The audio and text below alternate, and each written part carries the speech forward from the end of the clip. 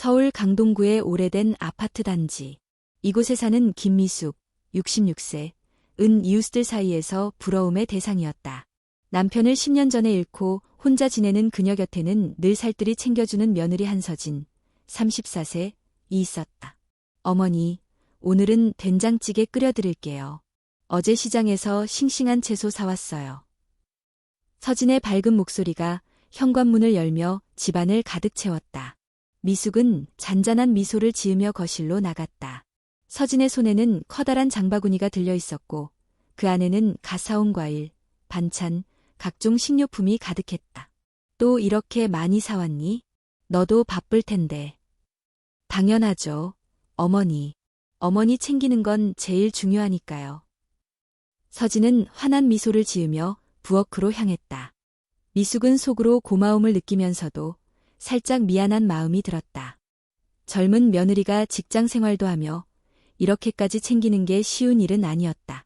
3년 전 아들 최우혁, 37세, 이 싱가포르로 파견 근무를 떠난 후 서진은 거의 매주 미숙을 찾아왔다. 함께 시장을 보고 병원에 가고 가끔은 같이 산책도 하며 시간을 보냈다.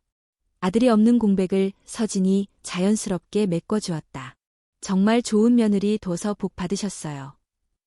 아파트 단지 앞 작은 공원에서 만난 이웃들이 늘 하는 말이었다. 미숙도 처음엔 조심스러웠지만 시간이 지날수록 서진을 믿게 됐다. 함께 병원에 가면 서진이 미숙보다도 더 꼼꼼하게 약 복용을 챙겼고 병원 접수도 능숙하게 해냈다. 시장에 가면 무거운 짐은 모두 서진 몫이었다. 미숙은 팔짱을 낀 채 천천히 걸으면 됐다. 시장 상인들조차 두 분은 친딸과 엄마 같아요라며 흐뭇해했다. 특히나 요즘처럼 혼자 사는 노인들이 범죄 표적이 되는 일이 많다 보니 미숙은 서진의 존재가 더없이 든든했다. 어느 날 동네 작은 카페에서 이웃들과 모임을 갖던 날이었다. 모두가 서진 자랑에 열을 올렸다. 우리 아들은 연락도 잘 안 하는데 며느리는 늘 전화 오고 챙겨주고 정말 복 받은 거지 뭐. 서진 씨 같은 며느리 보기 힘들어요. 요즘 젊은 사람들 다 자기 바쁘다고 부모 돌볼 생각도 안 하는데. 미숙은 멋쩍게 웃으며 고개를 끄덕였다. 속으로는 뿌듯함이 가득했다.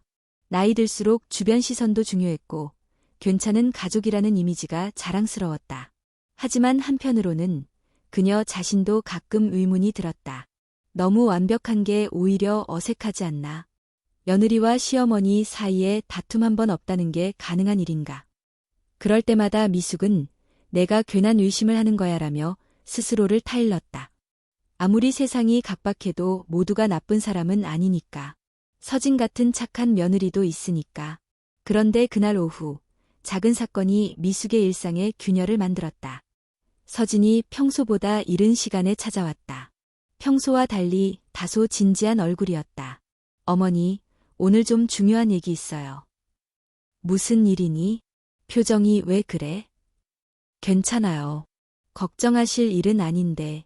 어머니 앞으로 상속 관련 서류가 들어왔어요. 상속. 내가 뭘 상속받을 게 있다고. 미숙은 어리둥절했다.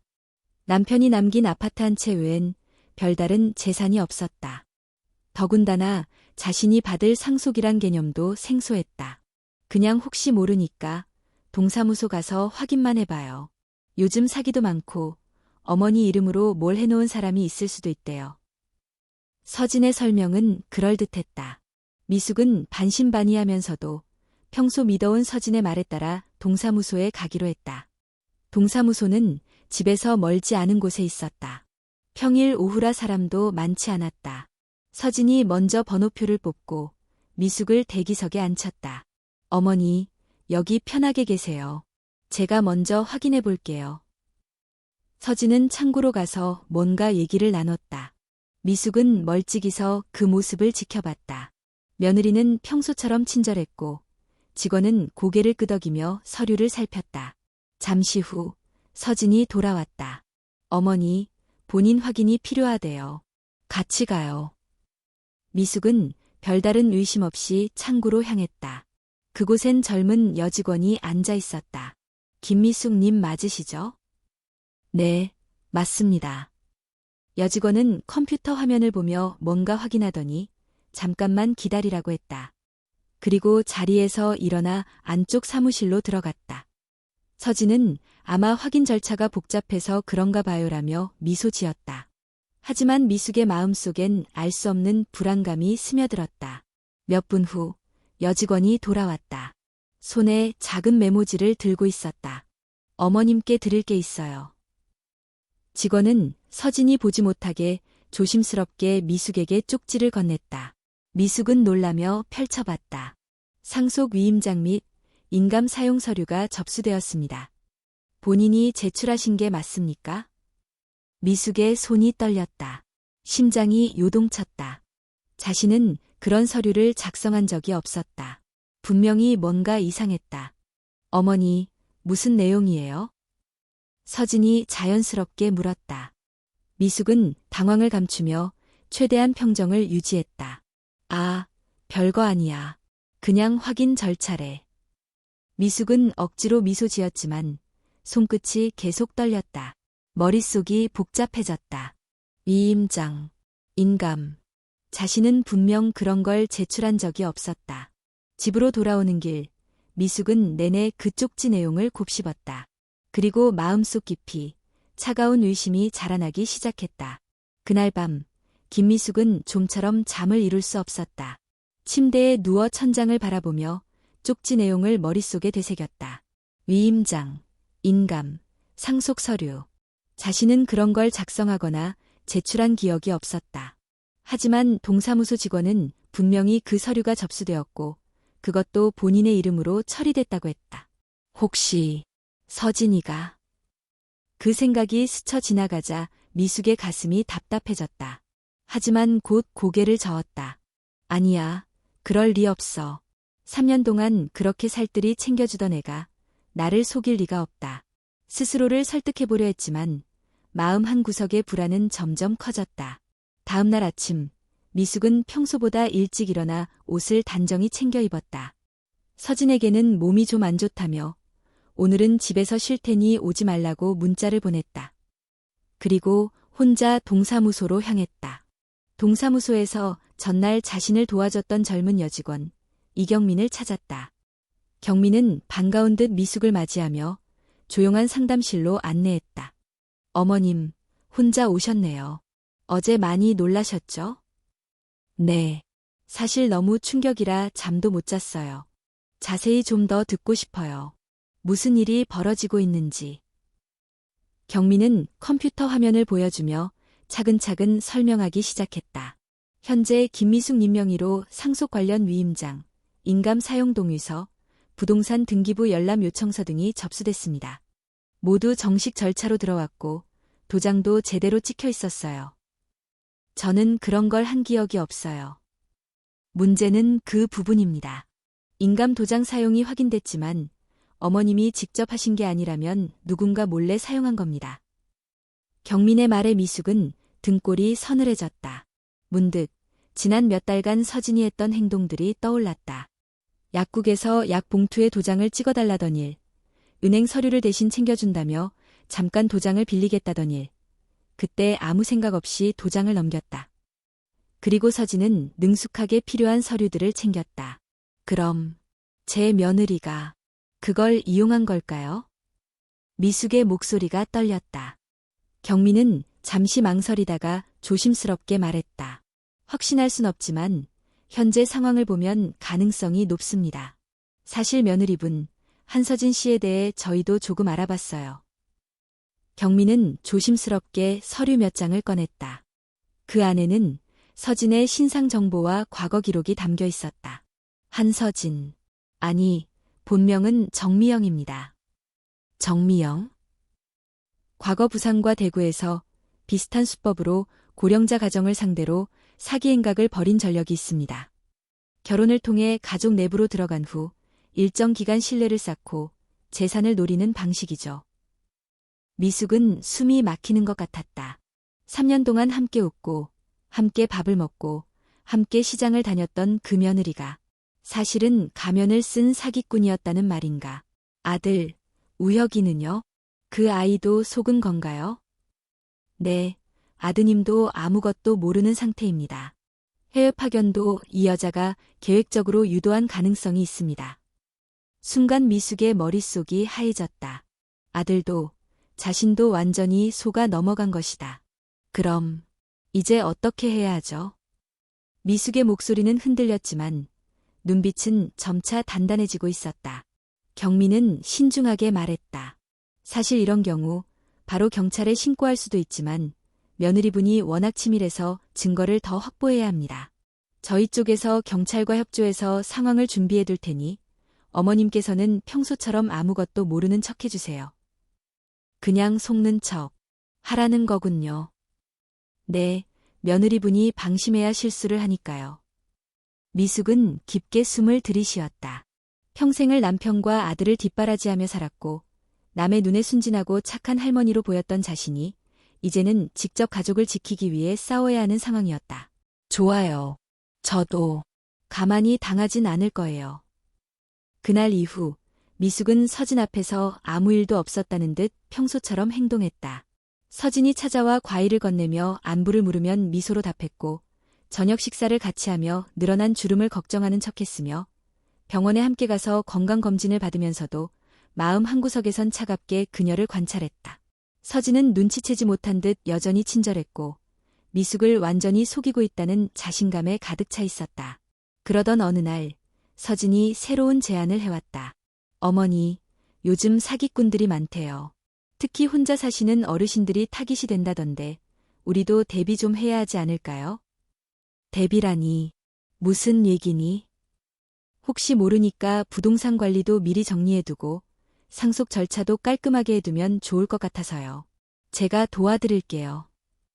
서진의 목소리는 한없이 부드럽고 친절했지만 미숙의 귀에는 칼날 같은 속셈이 고스란히 들렸다. 이제 본격적으로 움직이려는 거구나. 미숙은 아무렇지 않은 척 고개를 끄덕였다. 그래, 우리 서진이가 도와준다니 든든하네. 엄마는 그런 거 잘 모르니까 믿고 맡길게. 서진의 입꼬리가 살짝 올라갔다. 자신이 완벽하게 미숙을 조종하고 있다고 확신하는 듯한 미소였다. 하지만 이번엔 달랐다. 미숙의 눈빛은 더 이상 순진한 시어머니가 아니었다. 그녀는 이미 모든 진실을 알고 있었고 이제는 서진보다 한 발짝 앞서 있었다. 그날 이후 김미숙은 평소와 다를 바 없이 지냈다. 아니, 겉으로는 평소와 다를 바 없었다. 속으로는 끊임없이 계산하고 며느리 한서진의 작은 표정 변화 하나까지도 예리하게 살폈다. 하지만 이웃들에게 비춰진 모습은 여전히 완벽한 가족이었다. 미숙 씨, 요즘도 며느리가 그렇게 잘해줘요? 동네 작은 김밥집에서 점심을 먹던 중 오래 알고 지낸 이웃 윤정화가 물었다. 그럼 우리 서진이 아니었으면 벌써 골골거리고 있었을걸. 미숙은 일부러 웃으며 대답했다. 곁에 있던 다른 이웃들도 고개를 끄덕이며 말을 보탰다. 정말 복 터졌네. 요즘 젊은 사람들 시어머니 챙기는 경우 거의 못 봤거든. 우리 며느리는 명절 때도 제대로 안 오는데. 부럽다. 부러워. 미숙은 겉으론 웃었지만 속으로는 씁쓸했다. 모두가 부러워하는 그 며느리의 진짜 얼굴을 자신만 알고 있다는 사실이 씁쓸했다. 하지만 지금은 때가 아니었다. 모든 걸 폭로하기엔 아직 증거가 충분하지 않았고 경찰과도 계획을 세워야 했다. 그날 저녁 서진이 다시 집을 찾았다. 늘 그렇듯 양손 가득 장바구니를 들고 어머니, 오늘은 갈비찜 해드릴게요. 지난번에 먹고 싶다고 하셨잖아요. 또 이렇게 많이 사왔니? 고생이다. 정말. 괜찮아요. 어머니 좋아하시는 거 해드리고 싶어서요. 서진의 살갑고 다정한 목소리에 만약 며칠 전의 일들이 없었다면 미숙도 다시 속아 넘어갔을 것이다. 하지만 지금 그녀는 서진의 말투 하나, 손짓 하나까지도 경계하며 바라봤다. 갈비찜을 준비하며 주방에 선 서진은 바쁘게 움직였다. 미숙은 소파에 앉아 TV를 켜놓고 있었지만 시선은 주방으로 향했다. 서진의 핸드폰이 식탁 위에 놓여 있었다. 순간 미숙의 눈빛이 흔들렸다. 잠깐만. 그걸 보면 뭔가 단서가. 하지만 곧 자신을 다잡았다. 아직은 때가 아니었다. 서진의 경계를 자극하면 모든 계획이 물거품이 된다. 지금은 철저히 모르는 척, 속아주는 척, 믿어주는 척 해야 한다. 그렇게 생각하던 찰나 서진이 주방에서 말을 걸어왔다. 어머니, 오늘 병원 다녀오셨다면서요? 괜찮으세요? 응, 그냥 정기검진이야. 별일 없어. 다행이에요. 어머니 건강이 제일 중요하니까요. 서진은 따뜻한 미소를 지었다. 그 미소 뒤에 숨겨진 의도를 이제 미숙은 너무도 잘 알고 있었다. 저녁 식사를 마친 후 서진은 설거지를 하고 소파에 앉아 차를 마시며 조심스럽게 말을 꺼냈다. 어머니, 사실 요즘 좀 걱정돼요. 무슨 걱정? 어머니 연세도 있고 혼자 지내시니까 혹시 무슨 일이라도 생기면 어쩌나 싶어서요. 미숙은 속으로 헛웃음을 지었다. 걱정이라. 정말 교묘한 포장이다. 그래도 우리 서진이가 자주 와주니까 든든하지. 그래도 혹시 모르니까요. 제가 미리 이런저런 준비를 해두면 어떨까 생각했어요. 어떤 준비? 집이나 재산 관련된 거요. 정리도 해두고 혹시 필요한 서류도 미리 만들어두면 좋을 것 같아서요. 미숙은 한순간 멈칫했지만 곧 아무렇지 않은 표정을 지었다. 그런 건 나 몰라서 못해. 너가 알아서 해준다면야 고맙지. 서진의 눈빛이 반짝였다. 마치 원하는 답을 들었다는 듯. 그럼 이번 주에 부동산 중개사랑도 얘기해 볼게요. 필요한 서류도 제가 다 준비할게요. 그래, 믿고 맡길게. 미숙은 고개를 끄덕였다. 마음속으로는 차갑게 계획을 다지고 있었다. 며칠 후 서진은 미숙을 데리고 부동산 중개사무소로 갔다. 사무소는 깔끔하고 중개사도 친절했다. 어머님 집 위치 정말 좋아요. 요즘 시세로도 꽤 나갈 겁니다. 중개사의 말에 서진은 메모를 하며 이것저것 꼼꼼히 물어봤다. 매매 절차, 필요한 서류, 등기 이전 관련 정보까지 빠짐없이 체크했다. 미숙은 옆에 앉아 아무 말 없이 상황을 지켜봤다. 모든 게 너무도 계획적이고 치밀했다. 이렇게까지 준비했으니 내심 승리를 확신하고 있겠지. 서진의 표정에 그 자만심이 고스란히 묻어났다. 부동산을 나와 집으로 돌아가는 길, 서진이 말했다. 어머니, 걱정 마세요. 제가 다 알아서 할게요. 어머니는 그냥 편하게 계세요.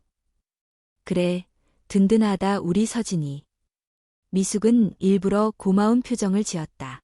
그날 밤 미숙은 다시 동사무소 직원 이경민과 연락을 주고받았다. 경찰과의 협조 상황, 증거 수집 진행 상황 등을 체크했다. 며느리가 거의 다 준비한 것 같아요. 이제 마지막만 남은 듯해요. 네, 어머님. 저희도 준비 끝났습니다. 다음번에 서류를 제출하러 오실 때가 결정적인 순간입니다.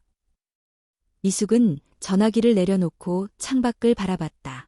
서울의 밤거리는 평화로웠지만 그녀의 마음속은 것엔 폭풍처럼 요동치고 있었다. 3년 동안 믿고 의지했던 며느리의 실체를 알게 된 뒤로 하루하루가 고통이었다. 하지만 동시에 이제 그 거짓의 끝을 향해 가고 있다는 사실이 작은 희망을 줬다. 곧 끝날 거야. 내가 쳐놓은 거미줄에 스스로 걸려들 날이. 미숙은 스스로를 다독이며 다가올 마지막 순간을 기다렸다. 며칠 후 김미숙은 한서진과 함께 다시 동사무소를 찾았다. 이번엔 더 이상 거부할 수 없는 이유가 있었다. 서진이 이미 모든 서류를 준비했다며 오늘 반드시 필요한 절차를 마무리해야 한다고 강하게 주장했기 때문이다. 어머니, 오늘만 다녀오시면 이제 정말 걱정하실 일 없어요. 서진의 얼굴에는 확신과 여유가 가득했다. 미숙은 겉으로는 고개를 끄덕이며 웃었지만 속으로는 복잡한 생각이 얽혀 있었다. 동사무소 앞에 도착했을 때 미숙의 심장은 빠르게 뛰기 시작했다. 이제 모든 게 끝날지도 모른다는 긴장감 때문이었다. 동사무소 안은 평소와 비슷했다. 직원들이 바쁘게 업무를 처리하고 주민들이 순서를 기다렸다. 그러나 미숙의 눈에는 이곳이 마치 전쟁터처럼 느껴졌다. 서진은 능숙하게 번호표를 뽑고 미숙을 의자에 앉혔다. 어머니, 여기서 잠깐만 기다리세요. 금방 확인하고 올게요. 서진은 서류가 든 두꺼운 봉투를 들고 창구로 갔다. 미숙은 서진의 뒷모습을 바라보며 깊은 숨을 내쉬었다. 잠시 후 미숙의 앞에 낯익은 직원 이경민이 다가왔다. 어머님, 잠깐만요. 경민은 조심스럽게 미숙을 한쪽 상담실로 안내했다. 지금이 기회입니다. 며느님이 서류 제출하러 오셨을 때 저희가 바로 조치할 겁니다. 미숙은 고개를 끄덕였다. 계획대로 진행해 주세요. 더 이상 이대로 둘 수 없어요. 경민은 미숙을 안심시키며 상담실에서 나갔다. 그 사이 서진은 창구에서 담당 직원과 이야기를 나누고 있었다. 몇 분 후 서진이 미숙을 불렀다. 어머니, 본인 확인이 필요하대요. 같이 가요. 미숙은 아무렇지 않은 척 서진을 따라갔다. 창구에 도착하자 담당 직원은 미숙을 확인한 뒤 컴퓨터를 살펴봤다. 그 순간 직원의 표정이 미세하게 변했다. 그리고는 작은 쪽지를 미숙에게 건넸다. 서진이 보지 못하게 조심스레 전달된 쪽지에는 짧은 문구가 적혀 있었다. 상속 위임장, 인감 사용 동의서가 이미 접수되었습니다. 본인이 직접 하셨습니까? 순간 미숙의 손이 떨렸다. 이미 알고 있던 사실이었지만 이렇게 다시 확인받는 순간은 또 다른 충격이었다. 어머니, 무슨 내용이에요? 서진의 목소리가 다정하게 들려왔다. 미숙은 최대한 침착하게 쪽지를 접었다. 별거 아니야. 그냥 확인 절차래. 억지로 미소를 지으며 대답했지만 속으로는 차가운 분노가 치밀어 올랐다. 동사무소에서 나오는 길, 서진은 팔짱을 끼며 말했다. 어머니, 이제 거의 다 끝났어요. 조금만 더 기다리면 모든 게 깔끔하게 정리될 거예요. 미숙은 서진의 팔을 살짝 잡으며 고개를 끄덕였다. 그래, 내가 있어서 든든하다. 하지만 그 순간 미숙의 속마음은 냉정했다. 이제 정말 끝을 봐야 할 때야. 집으로 돌아온 후 미숙은 경민과 통화했다. 오늘 상황 다 보셨죠? 네, 어머님. 며느리분이 서류를 모두 제출했어요. 저희도 내부적으로 절차를 멈추고 경찰과 협조 중입니다. 다행이에요. 더 이상 그녀가 내 재산을 건드리지 못하게 해주세요. 경민은 차분하게 설명했다. 다음 단계는 경찰의 정식 조사입니다. 하지만 며느리분이 워낙 치밀해서 쉽게 들키지 않을 수도 있어요. 어머님이 계속 모르는 척 해주셔야 합니다. 알겠습니다. 그날 밤 미숙은 침대에 누워 천장을 바라봤다. 불안과 분노, 슬픔이 뒤섞여 마음이 복잡했다. 서진이 처음 집에 들어왔던 날이 떠올랐다. 환하게 웃으며 어머니라고 부르던 그 목소리, 함께 장을 보고, 함께 밥을 먹고, 함께 웃었던 시간들, 모두가 거짓이었다. 아니야, 최소한 그중 하루쯤은 진심이 있었겠지. 하지만 이내 미숙은 고개를 저었다. 그렇게 믿고 싶었지만 서진의 계획은 처음부터 너무 완벽했다. 3년 동안의 연기는 철저했고 자신은 철저히 속아 넘어갔다. 며느리를 의심하기 시작한 이후 미숙의 삶은 하루하루가 고통이었다. 하지만 동시에 이 상황을 끝낼 수 있다는 희망도 있었다. 다음 날 서진이 다시 집에 찾아왔다. 평소와 다름없이 밝은 표정이었다. 어머니, 오늘은 꽃다발도 사왔어요. 기분 전환 좀 하시라고. 고맙다, 서진아. 미숙은 꽃을 받아들며 미소 지었다. 그리고요, 이번 주에 마지막 절차만 마무리하면 돼요. 어머니 재산 정리 다 끝나면 저도 마음이 놓일 것 같아요. 그래, 내가 옆에 있어줘서 든든하다. 서진은 흐뭇한 듯 웃었다. 미숙은 속으로 다짐했다. 이제 더 이상 속지 않을 것이다. 그리고 그 끝이 얼마나 차가운 진실인지 곧 서진도 똑똑히 알게 될 것이다. 며칠이 지났다. 한서진은 점점 본색을 드러내기 시작했다. 평소처럼 다정한 척은 했지만 그녀의 말과 행동에서는 더 이상 숨길 수 없는 조급함과 욕심이 묻어났다. 어머니, 내일은 변호사 사무실에도 가보면 좋을 것 같아요. 상속 문제 깔끔하게 정리하려면 전문가 도움을 받는 게 확실하거든요. 그래, 너만 믿을게. 김미숙은 여전히 아무것도 모르는 시어머니인 척 서진의 말을 고분고분 따랐다. 속으로는 차갑게 그녀의 계획을 계산하고 있었다. 다음 날 두 사람은 송파구에 위치한 변호사 사무실을 찾았다. 깔끔하고 고급스러운 사무실, 점잖은 변호사, 모두가 신뢰를 주는 분위기였다. 김미숙 어르신, 안녕하세요. 요즘 이런 상속 관련 상담 많이 하십니다. 미리 대비하시는 게 현명하세요. 변호사의 말에 미숙은 억지로 고개를 끄덕였다.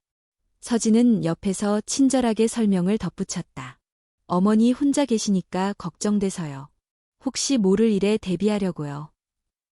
변호사는 몇 가지 서류를 꺼내 설명했다. 상속 절차, 위임장, 인감증명서, 익숙한 단어들이 쏟아졌다. 결국 다 이걸 노린 거였지. 미숙은 속으로 분노를 삼키며 서류를 바라봤다.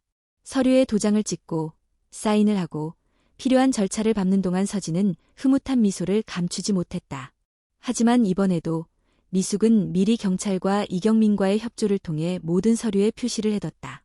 진짜 서류와 가짜 서류를 구분해 관리했고 서진이 모르게 결정적인 증거를 쌓아갔다.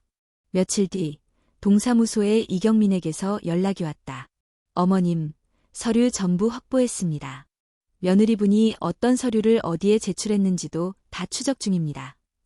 정말 고맙습니다. 이제 얼마 안 남았어요. 미숙은 점점 굳어가는 마음을 다잡았다. 한편 서진은 더욱 대담해졌다. 이제는 집 문제뿐만 아니라 예금 통장, 보험까지 손을 대기 시작했다. 어머니, 요즘 고령자 대상 금융사기도 많아요. 제가 어머니 통장도 확인하고 정리해 드릴게요.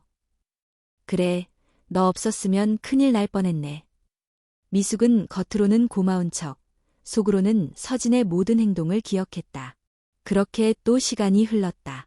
미숙의 일상은 평범한 척 위장됐지만 사실은 치밀하게 쌓여가는 증거와 함정의 연속이었다. 경찰과 이경민은 철저히 준비하고 있었고 미숙도 마음의 준비를 단단히 하고 있었다.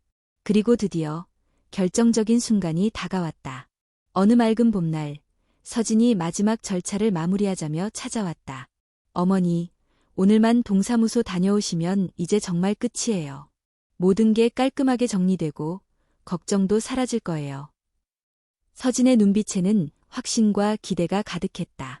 3년이라는 시간이 헛되지 않았다는 만족감도 느껴졌다. 미숙은 평소보다 더 다정한 얼굴로 고개를 끄덕였다. 그래, 수고 많았다. 너 덕분에 걱정이 줄었어. 두 사람은 함께 동사무소로 향했다. 평소처럼 서진이 번호표를 뽑고 미숙을 의자에 앉혔다. 어머니, 여기 앉아서 기다리세요. 금방 끝나요. 서진은 두꺼운 서류 봉투를 들고 창구로 향했다. 잠시 후 담당 직원이 미숙을 불렀다. 익숙한 얼굴, 이경민이었다. 어머님, 잠깐만요. 이경민은 미숙을 창구 안쪽 상담실로 안내했다. 이제 마지막입니다. 며느리분이 준비한 모든 서류가 완벽하게 접수됐어요. 저희도 경찰과 함께 준비하고 있습니다. 네, 부탁드립니다. 상담실을 나와 자리에 앉은 미숙의 심장은 빠르게 뛰었다. 긴장과 두려움, 그리고 복잡한 감정이 뒤섞였다. 서진이 돌아와 말을 걸었다. 어머니, 이제 진짜 다 끝나요. 앞으로 걱정 없이 편하게 사세요. 그래, 너 없었으면 어쩔 뻔했니. 미숙은 억지로 미소를 지으며 답했다. 하지만 그 순간 그녀의 눈빛은 싸늘하게 빛났다. 이 모든 게 끝나는 순간을 이제 정말 눈앞에서 마주하게 될 테니까. 동사무소를 나선 김미숙과 한서진의 발걸음은 가벼웠다. 적어도 겉으로 보기엔 그랬다. 서진은 자신이 원하는 모든 계획이 거의 끝나가고 있다는 사실에 흡족해하며 평소보다 더욱 다정하고 살가운 표정을 지었다. 어머니, 정말 고생 많으셨어요. 서류 준비하느라 피곤하셨죠? 아니야, 너가 다 알아서 해줘서 수월했지. 미숙은 일부러 고맙다는 말을 덧붙였다. 하지만 속으로는 복잡한 심경을 숨겼다. 경찰과 동사무소 직원들이 모두 계획대로 움직이고 있다는 사실을 알기에 그녀는 서진의 말에 더 이상 흔들리지 않았다. 두 사람은 집으로 돌아와 함께 저녁을 준비했다. 서진은 평소보다 더 정성스럽게 음식을 만들었고 미숙은 그런 서진의 뒷모습을 조용히 바라봤다. 이제 얼마 안 남았다. 미숙의 눈빛에는 단호함이 깃들어 있었다. 식사를 마치고 소파에 앉은 두 사람 사이에는 묘한 긴장감이 흘렀다. 서진이 먼저 말을 꺼냈다. 어머니, 사실 솔직히 말씀드리면요. 처음엔 그냥 시댁 어른이니까 당연히 챙겨야지 하는 마음이었어요. 그래? 미숙은 아무렇지 않은 척 되물었다. 근데 시간이 지날수록 정말 가족 같다는 생각이 들더라고요. 어머니 혼자 계신 거 보면 마음이 아파서요. 서진의 목소리는 따뜻했지만 미숙은 더 이상 그 말에 흔들리지 않았다. 모든 것이 철저히 계산된 연기라는 걸 이미 알고 있었기 때문이다. 다음 날 경찰서에서 연락이 왔다. 어머님, 이제 충분한 증거가 확보됐습니다. 며느리분의 통장, 통화 내역, 부동산 서류까지 모두 확인 끝났습니다. 고생 많으셨습니다. 언제쯤? 내일 동사무소에 며느리분이 최종 서류 제출하러 오는 걸로 알고 있습니다. 그때 현장에서 바로 체포할 예정입니다. 미숙은 깊게 숨을 내쉬었다. 네, 알겠습니다. 내일 모든 게 끝나는 거군요.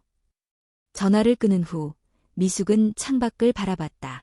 서울의 봄 햇살은 따뜻했지만 그녀의 마음은 차갑게 얼어붙은 듯했다. 그날 저녁 서진이 또다시 집을 찾아왔다. 어머니, 오늘 잠깐 얘기 좀 해요. 무슨 얘기니? 이제 어머니도 혼자 오래 지내셨고 앞으로는 제가 더 자주 챙겨드릴게요. 아버님 돌아가신 이후로 많이 외로우셨잖아요. 그래, 내가 있어서 덜 외로웠지. 미숙은 담담히 대답했다. 서진은 잠시 망설이다가 말을 이었다. 근데 사실 저도 요즘 힘들 때가 있어요. 무슨 일인데? 사람들이 겉으로는 저보고 며느리 잘했다고 칭찬하지만 사실 뒤에서는 재산 노리고 시집 갔다는 소리도 하더라고요. 미숙은 속으로 피식 웃음이 났다. 재산을 노린 게 사실이니까 신경 쓰지 마라. 그런 말 하는 사람들은 질투하는 거야. 어머니가 그렇게 말해주셔서 다행이에요. 서진은 미소 지으며 미숙의 손을 살짝 잡았다. 미숙은 가볍게 손을 쥐어줬다. 이 손으로 널 끝장낼 거다. 다음 날 아침 두 사람은 동사무소로 향했다. 오늘이 바로 모든 진실이 드러나는 날이었다. 서진은 평소보다 더 신중한 모습이었다. 서류를 몇 번이나 확인하고 거울을 보며 옷매무새를 다듬었다. 어머니, 오늘만 잘 마무리하면 이제 정말 걱정 끝이에요. 그래, 다 너 덕분이지. 동사무소에 도착하자 익숙한 얼굴의 직원 이경민이 맞이했다. 어서 오세요. 준비되셨죠? 네, 서류 다 챙겼어요. 서진은 당당하게 대답하며 서류 봉투를 내밀었다. 이경민은 자연스럽게 서류를 살펴보며 고개를 끄덕였다. 서류 이상 없네요. 근데 절차상 추가 확인이 필요해서 잠깐 안쪽 상담실로 이동하시겠어요? 아, 네, 괜찮습니다. 서진은 아무 의심 없이 따라갔다. 상담실 문이 닫히자 이경민은 미숙을 바라보며 고개를 끄덕였다. 지금 경찰 대기 중입니다. 어머님은 자연스럽게 계세요. 네, 알겠습니다. 몇 분 후 상담실 문이 열리며 경찰 2명이 들어왔다. 한서진 씨, 아니, 정미영 씨 맞죠? 서진의 얼굴이 순간 굳어졌다. 뭐라고요? 위조 위임장, 인감도용, 고령자 대상 사기 혐의로 체포합니다. 서진의 얼굴이 하얗게 질렸다. 어머니, 이게 어머니가 무슨 말 좀 해주세요. 미숙은 차갑게 서진을 바라봤다. 서진아, 아니, 정미영. 3년 동안 정말 고생 많았겠다. 근데 이제 그만하자. 경찰은 차갑게 수갑을 꺼냈다. 동행하시죠. 서진은 저항할 틈도 없이 체포됐다. 그녀의 3년짜리 거짓말이 단 한순간에 모두 무너지는 순간이었다. 한서진, 아니 정확히 말하면 정미영이 경찰에 체포되는 순간 상담실 안의 공기는 싸늘하게 얼어붙었다. 이건 오해예요. 저는 그냥 어머니를 도와드린 거예요. 서진의 목소리는 떨렸다. 평소에 당당하고 자신만만하던 모습은 온데간데 없었다. 경찰관은 단호하게 말했다. 정미영 씨, 이미 충분한 증거가 확보됐습니다. 김미숙 씨의 인감 도용, 위조 위임장 제출, 부동산 명의 이전 시도 모두 확인됐습니다. 그럴 리가 없어요. 어머니가 직접 동의하셨고. 서진은 당황하며 미숙을 바라봤다. 그녀의 눈빛에는 마지막 기대가 담겨 있었다. 어머니, 제가 얼마나 정성껏 어머니를 모셨는지 아시잖아요. 이건 다 어머니를 위한 거였어요. 하지만 미숙의 표정은 냉정했다. 너한테 진심이 있었던 적이 있긴 하니? 짧은 질문에 서진의 얼굴이 일그러졌다. 어머니, 아니, 진짜 이건 오해예요. 정말 어머니를 생각해서. 3년 동안 날 속이고 남편까지 속이고 내 재산을 빼앗으려던 사람이 무슨 어머니 걱정을 해? 미숙의 목소리는 담담했지만 그 안에는 깊은 분노와 배신감이 서려 있었다. 서진은 말을 잇지 못했다. 경찰관은 수갑을 채운 채 그녀를 밖으로 데리고 나갔다. 상담실 문이 닫히자 미숙은 깊게 숨을 내쉬었다. 긴장이 풀린 탓인지 다리에 힘이 빠지는 듯했다. 그 순간 이경민이 다가왔다. 어머님, 정말 수고 많으셨어요. 쉽지 않은 선택이셨을 텐데 용기 내주셔서 감사합니다. 그럴 수밖에 없었어요. 안 그랬으면 내 남은 인생 다 빼앗겼을 테니까. 미숙은 쓰디쓴 웃음을 지으며 말했다. 밖으로 나가자 이미 경찰차가 대기 중이었다. 서진은 경찰차 뒷좌석에 앉아 있었고 창문 너머로 미숙을 바라봤다. 그 눈빛은 분노, 원망, 그리고 어디선가 묘한 슬픔까지 엉켜 있었다. 하지만 미숙은 더 이상 흔들리지 않았다. 다신 내 앞에 나타나지 마. 속으로 그렇게 외치며 천천히 등을 돌렸다. 며칠 뒤 이 사건은 지역 뉴스에까지 보도됐다. 강동구 60대 독거 여성, 며느리 행세한 결혼 사기범더대 빠질 뻔. 침착한 대처로 재산 지켜내. 인터넷 기사와 SNS에는 순식간에 댓글이 폭주했다. 진짜 며느리가 아니라 사기꾼이었다고? 소름. 요즘 저런 수법 많다던데. 어르신들 진짜 조심하셔야 해. 근데 3년 동안 연기한 거면 며느리 역할도 잘했을 텐데 좀 복잡하다. 사람들은 각자의 의견을 쏟아냈다. 누군가는 서진을 비난했고 누군가는 그녀의 과거와 사정을 두고 동정심을 드러냈다. 며칠 후 경찰서로부터 연락이 왔다. 어머님, 조사 결과가 더 나왔습니다. 정미영 씨, 즉 며느리분. 전국을 돌며 비슷한 수법을 반복해온 걸로 확인됐습니다. 다른 피해자들도 있나요? 네, 부산, 대구, 울산, 광주. 대부분 60대 이상의 고령자를 대상으로 접근했고 결혼 또는 가족인 척하며 재산을 노렸습니다. 미숙은 충격의 말을 잇지 못했다. 그럼 우리 아들도 처음부터 속은 거네요. 네, 아드님 역시 이용당한 겁니다. 해외 파견도 그 여자가 교묘하게 유도한 정황이 있습니다. 그 말을 듣는 순간 미숙은 다시 한번 서진, 아니 정미영의 치밀함에 몸서리를 쳤다. 이제 어떻게 되는 거죠? 곧 검찰로 송치되고 추가 피해 조사와 재판 절차가 진행될 예정입니다. 전화기를 내려놓은 미숙은 창밖을 바라봤다. 창밖에 봄꽃이 만개했지만 마음 한구석은 싸늘했다. 그날 밤 미숙은 오랜만에 아들 최우혁과 영상통화를 했다. 엄마, 갑자기 영상통화를 하시다니 무슨 일 있어요? 우혁의 얼굴은 평소처럼 밝았다. 아직 아무것도 모르는 표정이었다. 미숙은 잠시 말을 잇지 못하다가 결심을 다지며 말했다. 아들아, 앉아서 들어. 긴 얘기가 될 거야. 그렇게 미숙은 차근차근 지금까지 있었던 모든 일을 이야기했다. 서진의 정체, 3년 동안의 거짓, 경찰 조사, 체포까지. 화면 속 우혁의 얼굴은 점점 굳어졌다. 그럼 서진이가, 아니 그 여자가 날 사랑한 적도 없었다는 거야? 미숙은 고개를 숙였다. 미안하다. 아들아. 나도 몰랐다. 완전히 속았어. 한참을 말없이 화면을 바라보던 우혁이 겨우 입을 열었다. 엄마 잘하셨어요. 솔직히 말해줘서 고마워.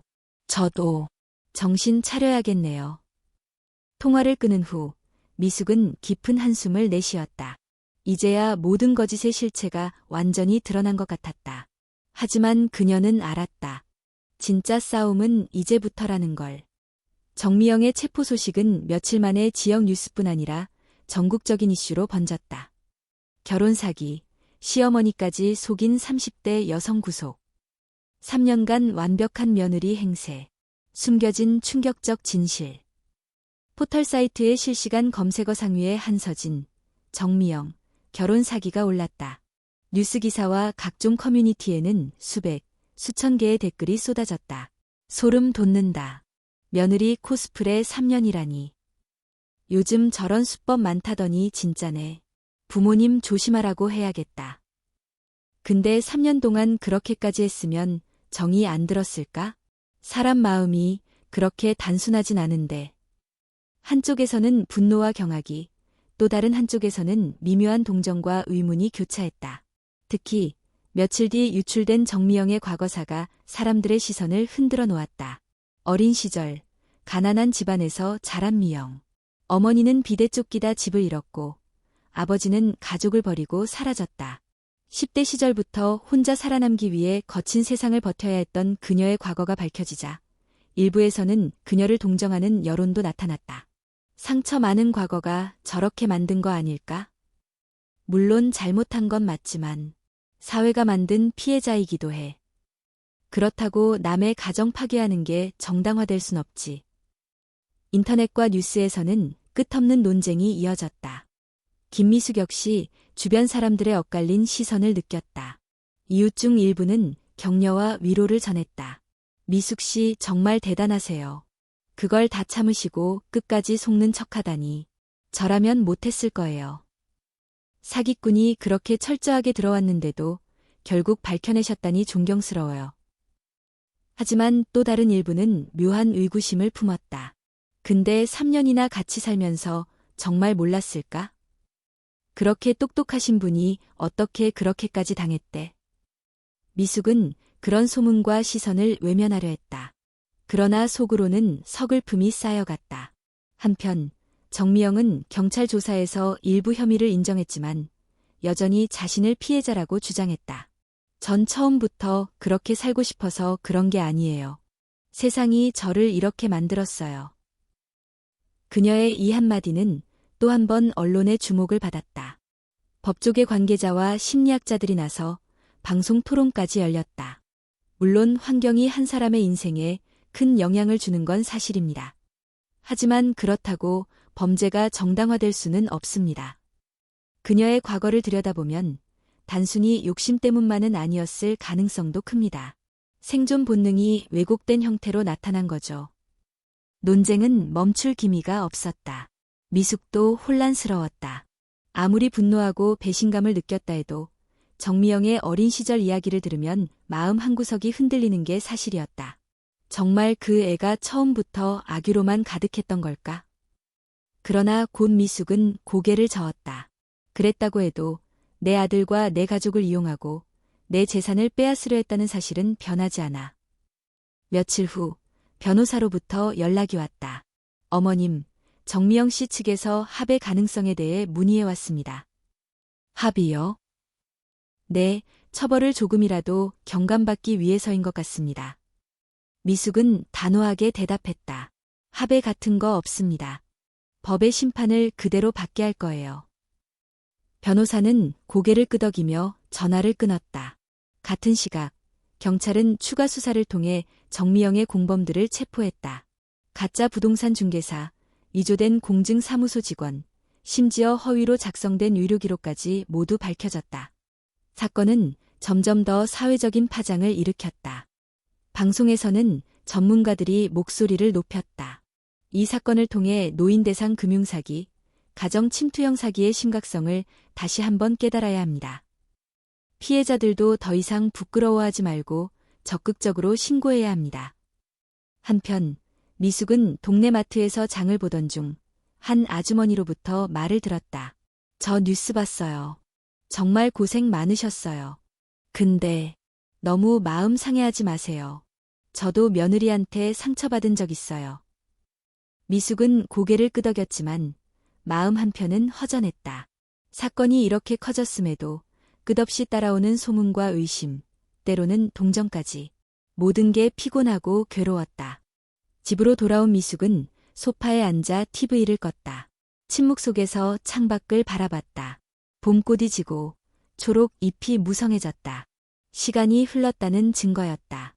그러나 그녀의 마음속에는 여전히 그늘이 남아있었다. 정미영의 체포로 3년간의 거짓은 끝났지만 상처와 혼란은 쉽게 사라지지 않았다. 그리고 미숙은 알고 있었다. 이제야 비로소 진짜 싸움이 시작된다는 것을. 정미영의 체포 이후 경찰의 추가 수사는 빠르게 진행됐다. 수사 결과는 충격적이었다. 경찰 발표에 따르면 정미영은 전국 각지를 돌며 최소 5차례 이상 비슷한 수법으로 고령자를 상대로 사기 행각을 벌인 전력이 있었다. 대부분 가정이 있는 남성을 대상으로 접근해 결혼을 성사시키고 이후 시부모의 신뢰를 얻은 뒤 재산을 빼앗거나 명의를 빼돌리는 방식이었다. 부산에서는 74세 할머니의 둘째 아들과 결혼했고 대구에선 60대 호라비의 아들과도 결혼했더군요. 모두 같은 수법입니다. 경찰서에서 담당 형사가 김미숙에게 차근차근 설명했다. 모두 결혼 생활은 1에서 2년을 넘기지 못했고 재산 문제로 법적 다툼 끝에 이혼하거나 잠적하는 시기였습니다. 미숙은 충격의 말을 잇지 못했다. 그럼 우리 우혁이도 처음부터 속은 거군요. 내 조사 결과 우혁 씨를 처음 만난 것도 철저히 계획된 접근이었습니다. 해외 파견 역시 그녀가 지속적으로 권유해 유도한 걸로 파악됩니다. 미숙은 가슴이 먹먹해졌다. 그 여자가 우리 가족을 이렇게 철저히 무너뜨리려고. 그 순간 형사는 서류를 한 장 더 꺼냈다. 여기 공범들 명단입니다. 가짜 부동산 중개사, 위조된 공증인, 심지어 변호사 사무실 직원까지 모두 검거됐습니다. 서류를 넘기며 형사는 말했다. 조직적인 사기단입니다. 단순히 개인의 일탈이 아닙니다. 미숙은 서류를 바라보다가 고개를 끄덕였다. 끝까지 밝혀주세요. 절대 봐주는 일 없게요. 며칠 후 재판이 열렸다. 법정에는 언론과 방송 관계자, 일반 시민들까지 빼곡히 앉아 있었다. 이미 전국적인 관심을 모은 사건이었다. 피고석에 앉은 정미영은 이전과는 달리 초췌하고 지친 모습이었다. 하지만 여전히 그녀의 표정에는 미묘한 억울함과 분노가 섞여 있었다. 재판이 시작되자 검찰은 그녀의 범죄 사실을 조목조목 나열했다. 피고인은 최소 5차례 이상의 결혼을 사기로 접근했고 그 과정에서 총 7억 원 이상의 재산을 불법적으로 빼돌렸습니다. 고령자를 대상으로 한 계획적인 접근, 정교한 위조 서류 사용, 가족 내 신뢰를 이용한 심리 조작, 죄질이 매우 무겁습니다. 방청석에서는 탄식이 흘러나왔다. 정미영의 변호인은 그녀의 과거를 언급하며 일부 선처를 호소했다. 피고인은 어린 시절 부모로부터 버림받고 가난과 학대 속에서 자랐습니다. 극심한 생계 고통과 정신적 외상이 범죄로 이어졌음을 감안해 주십시오. 하지만 검찰 측은 단호했다. 어린 시절의 아픔이 범죄를 정당화할 수 없습니다. 무엇보다 피고인은 자신의 행동을 반복했고 그 과정에서 수많은 피해자를 만들었습니다. 그 순간 김미숙의 차례가 됐다. 증인석에 선 미숙은 떨리는 목소리로 말했다. 3년 동안 저는 그 사람이 제 며느리인 줄만 알았습니다. 친딸보다 더 믿었습니다. 하지만 모든 게 거짓이었습니다. 미숙의 목소리가 점점 단호해졌다. 제가 속은 것도 억울하지만 제 아들이 속았다는 사실이 더 고통스럽습니다. 사랑하는 가족을 잃는 게 얼마나 큰 상처인지 법정에 계신 분들도 이해해 주셨으면 합니다. 정미영은 고개를 숙인 채 아무 말이 없었다. 그렇게 1심 재판은 마무리됐다. 재판부는 피고인 정미영에게 징역 6년을 선고했다.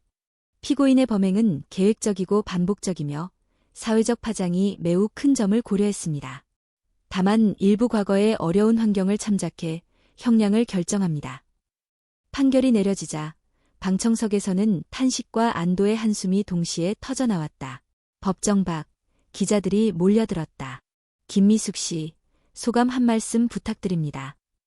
미숙은 잠시 고민하다 짧게 대답했다. 더 이상의 피해자가 없길 바랍니다. 저 같은 사람이 또 나오지 않기를 바랍니다.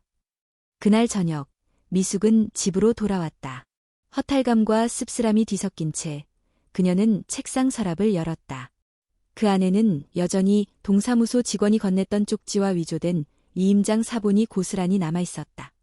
이 작은 종이 조각들이 내 인생을 이렇게 바꿔놓을 줄이야. 미숙은 조용히 혼잣말을 했다. 창밖을 보니 이미 해가 지고 있었다. 서울의 밤은 늘 분주했지만 그녀의 마음은 여전히 고요하고 무거웠다. 그 순간 스마트폰의 메시지가 도착했다. 보낸 사람은 우혁이었다. 엄마, 오늘 뉴스 봤어. 힘드셨지? 나 이번 주에 휴가 받아서 한국 들어가. 같이 밥 먹자. 미숙의 입가에 미소가 번졌다. 비록 상처는 남았지만 가족을 잃지 않았다는 사실이 작은 위로가 됐다. 그녀는 답장을 보냈다. 그래, 얼른 와 집에서 기다릴게. 그리고 다시 창밖을 바라봤다. 이제야 정말 모든 거짓이 끝났다는 실감이 조금씩 밀려왔다.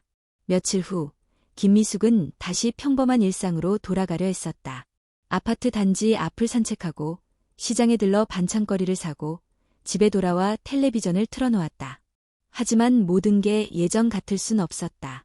식탁에 앉아 밥을 먹을 때마다, 소파에 앉아 뉴스를 볼 때마다 한서진, 아니 정미영의 얼굴이 아른거렸다. 3년 동안 가족인 줄만 알았던 사람. 속이고, 훔치고, 무너뜨렸던 사람. 그러나 동시에 매주 찾아와 밥을 해주고 병원에 함께 가주고 친딸처럼 웃어줬던 사람. 그 모든 순간이 모두 거짓이었을까? 미숙은 답을 내릴 수 없었다. 그날 저녁 문 앞에 작은 우편물이 놓여 있었다. 아무런 발신인 표시도 없는 낡은 봉투였다. 조심스럽게 뜯어보니 안에는 편지 한 장과 함께 얇은 종이 몇 장이 들어있었다. 편지는 단정하고 익숙한 필체로 적혀 있었다. 어머니, 아니, 김미숙 씨, 이제 더 이상 어머니라고 부를 자격이 없다는 거랍니다. 그래서 이렇게 마지막 편지를 남깁니다. 감옥에 있으면서 많은 생각을 했습니다. 제가 살아온 인생, 제가 저지른 죄, 그리고 어머니와 보낸 3년. 처음엔 계획이었습니다. 철저하게 계산된 접근, 완벽한 며느리 연기, 그게 전부였어요. 하지만 시간이 지날수록 가끔 헷갈렸습니다. 이게 연기인지 진심인지. 어머니가 병원에 함께 가자고 했을 때, 시장에서 팔짱을 끼셨을 때, 고맙다고 미소 지으셨을 때, 그 순간들만큼은 진짜였다고 믿고 싶습니다. 어머니를 속이고 아들을 속이고 결국 모든 걸 잃었지만 제게도 후회는 있습니다. 만약 제 인생이 조금만 다르게 시작됐다면 저도 어쩌면 정말 좋은 며느리가 될 수 있지 않았을까요? 변명일 뿐이라는 거 압니다. 하지만 이 편지 한 장만큼은 거짓이 아닙니다. 부디 건강하세요. 그리고 저 같은 사람 다시는 믿지 마세요. 김미숙은 편지를 천천히 내려놓았다. 종이 몇 장은 정미영의 수감 확인서와 관련 서류였다. 그녀가 진짜 교도소에 수감 중이라는 확실한 증거. 미숙은 오랜 시간 창밖을 바라봤다. 서울의 밤은 고요했다. 가로등 불빛이 희미하게 비치고 멀리서 자동차 소리가 들려왔다. 편지를 쓰며 정미영은 무슨 마음이었을까? 진심이었을까? 또 다른 연기의 연장선일까? 미숙은 더 이상 확신할 수 없었다. 하지만 하나 분명한 건 그 3년이라는 시간도 그 후에도 모두 부정할 수 없는 자신의 삶의 일부가 됐다는 사실이었다. 며칠 뒤 아들 최우혁이 한국에 도착했다. 엄마. 공항에서 우혁을 마주한 순간 미숙은 참았던 눈물이 터졌다. 많이 힘들었지, 엄마. 우혁은 조용히 어머니를 끌어안았다. 그날 저녁 두 사람은 오랜만에 함께 저녁 식사를 했다. 미숙은 아들에게 정미영의 편지를 보여줬다. 우혁은 한참을 말없이 읽었다. 어머니, 이 편지, 진짜일까? 모르겠다. 아들아. 진심일 수도, 또 다른 연기일 수도 있어. 하지만 이제 그게 그렇게 중요하지는 않은 것 같다. 우혁은 고개를 끄덕였다. 그래도 엄마 잘했어요. 끝까지 속는 척하고 결국 지켜냈잖아요. 미숙은 씁쓸하게 웃었다. 지켰다고 하기엔 많이 무너졌지. 마음도 믿음도. 그날 밤 우혁은 오랜만에 어머니 곁에서 잠을 청했다. 창밖으로 달빛이 비쳤다. 시간은 흘렀고 거짓과 진실, 상처와 용서가 뒤엉킨 3년은 결국 이렇게 끝났다. 그러나 김미숙의 마음속에는 여전히 질문이 남아있었다. 사람은 정말 완전히 나쁠 수 있을까? 아니면 모두 조금씩 상처받은 채 살아가는 걸까? 그 질문의 답은 쉽게 찾을 수 없었다. 다만 그녀는 다짐했다. 앞으로의 삶은 더 조심스럽게, 그러나 여전히 따뜻하게 살아갈 것이라고. 거짓된 따뜻함보다는 서툴고 불완전하더라도 진심이 담긴 관계를 선택할 것이라고. 김미숙은 천천히 창문을 열었다. 서울의 새벽 공기가 차갑지만 상쾌하게 스며들었다. 이제 진짜로 새로운 하루가 시작되고 있었다.